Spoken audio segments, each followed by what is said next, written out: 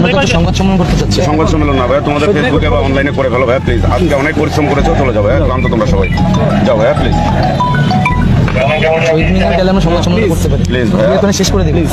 না ভাইয়া প্লিজ, ওখানে যাও, এখানে সাংবাদিক ভাইরা আছে, এখানে দুটো কথা বলে ফেলো।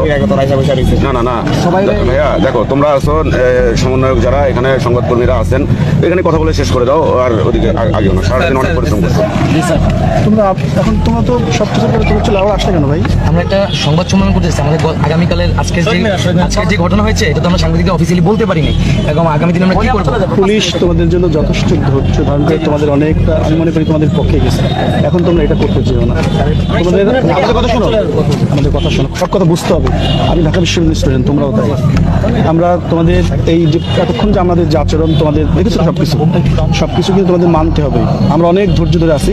আমার মনে হয় তোমরা এখন আর এটা না করে তোমরা ফিরে যাও, তোমরা পরবর্তী তোমরা চিন্তা ভাবনা করে কাজ করতে পারবে।